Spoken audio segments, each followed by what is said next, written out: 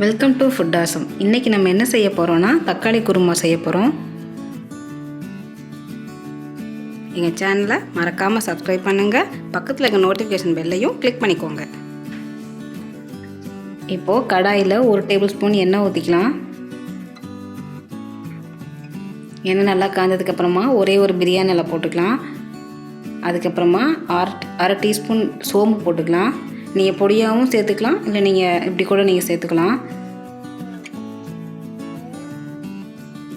அது நல்லா எண்ணெய் நல்லா பொரியட்டும்.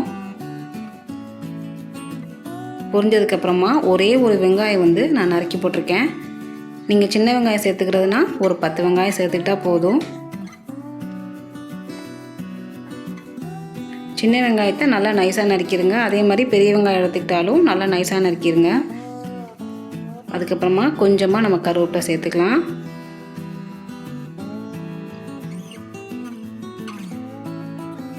வெங்காயம் நல்லா வதங்கணும். அந்த வெங்காயத்தோட பச்சை வாடையெல்லாம் போகணும். அப்போ தான் தக்காளி குருமா நல்லாயிருக்கும்.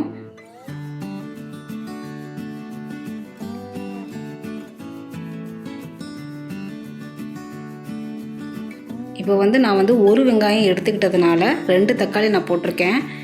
ஏன்னா இது தக்காளி குருமா, ஒரு வெங்காயத்துக்கு ஒரு தக்காளி போடாமல் 2 தக்காளி கூடவே நல்லா பெரிய தக்காளியாக 2 தக்காளி எடுத்து நல்லா நைஸாக நறுக்கியிருக்கேன். இல்லை புளிப்பு அதிகமாக வேணும்னு நினைக்கிறவங்க 3 தக்காளி கூட நீங்கள் சேர்த்துக்கலாம்.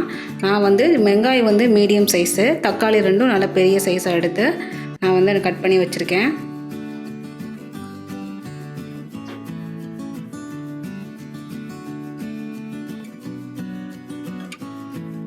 வெங்காயம் எவ்வளோ நல்லா வதக்குறோமோ அந்தளவுக்கு எந்த டிஷ்ஷாக இருந்தாலும் நல்லா டேஸ்ட்டாக இருக்கும். இப்போ நறுக்கின தக்காளி நம்ம ஆட் பண்ணிடலாம். இந்த தக்காளி குருமாவுக்கு நீங்கள் நல்லா பழமாக இருக்கிற தக்காளியை நறுக்கி போட்டிங்கன்னா உங்களுக்கு சீக்கிரமும் வேகும், குருமாவும் நல்லா டேஸ்ட்டாக இருக்கும்.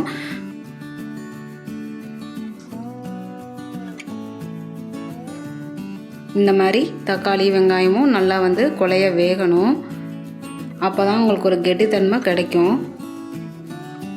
இப்போ நம்ம தேங்காய் பேஸ்ட் அரைச்சிடலாம். அதுக்கு தேங்காய் ஒரு 1/4 கப் எடுத்துக்கலாம். பச்சை மிளகா 1 போட்டுக்கலாம். அதுக்கப்புறம் பட்டை ஒரு சின்ன பீஸ் 1 போட்டுக்கலாம். கிராம்பு 2 சேர்த்துக்கலாம். ஏலக்காய் நான் சின்ன மார்க்னால் 5 போட்டிருக்கேன், நீங்கள் 2 போட்டுக்கோங்க. ஜிஞ்சர் ஒரு சின்ன பீஸ் போட்டுக்கலாம். அதுக்கப்புறம் பூண்டு ஒரு 3 பல் போட்டுக்கலாம். அதுக்கப்புறமா சோம்பு ஒரு அரை டீஸ்பூன் நம்ம சேர்த்துக்கலாம். அதுக்கப்புறமா மிளகு ஒரு 1/4 டீஸ்பூன் நம்ம சேர்த்துக்கலாம்.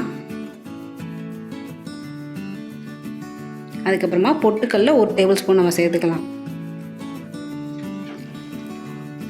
இப்போ இதை நல்லா நம்ம நைஸாக பேஸ்ட்டாக அரைச்சி நம்ம எடுத்துக்கலாம்.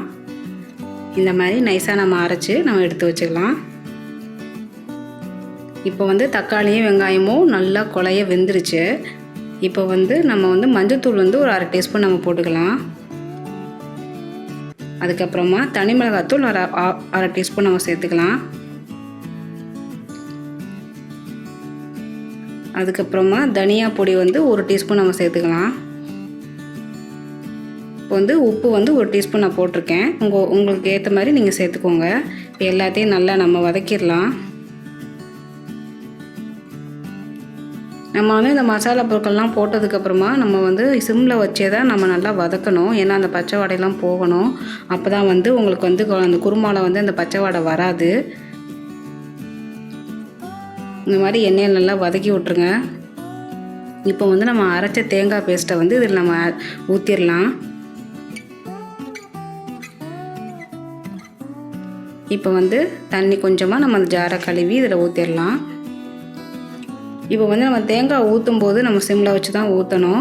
ஏன்னா நம்ம கெட்டியாக இருக்கும், அதனால் நம்ம சிம்மில் வச்சு தான் ஊற்றணும். உங்களுக்கு தேவையான அளவு நீங்கள் தண்ணி ஆட் பண்ணி நீங்கள் வச்சுக்கோங்க.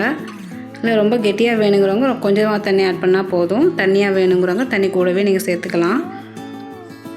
இது எல்லாத்தையும் நல்லா மிக்ஸ் பண்ணிவிட்டு நம்ம கொதி வந்ததும் நம்ம இறக்கிடலாம். இது நமக்கு இட்லி, தோசை, சப்பாத்தி கூட வச்சு சாப்பிட்லாங்க. ரொம்பவே அருமையாக இருக்கும். நீங்கள் ட்ரை பண்ணி பாருங்கள். இந்த மாதிரி இப்போ தேங்காய் ஊற்றினதும் நல்லா கொதிச்சிருச்சு பாருங்கள். நான் 1 டம்ளர் தண்ணி ஊற்றியுமே நல்லா கெட்டியாயிடுச்சு. ஏன்னா நான் பொட்டுக்கல்லை போட்டிருக்கேன், அதனால் கெட்டியாயிடுச்சு. இப்போ நமக்கு சுவையான தக்காளி குருமா தயாராகிருச்சு. இந்த ரெசிபியை நீங்கள் வீட்டில் ட்ரை பண்ணி பாருங்கள். செஞ்சு பார்த்துட்டு எனக்கு கமெண்ட் பண்ணுங்கள்.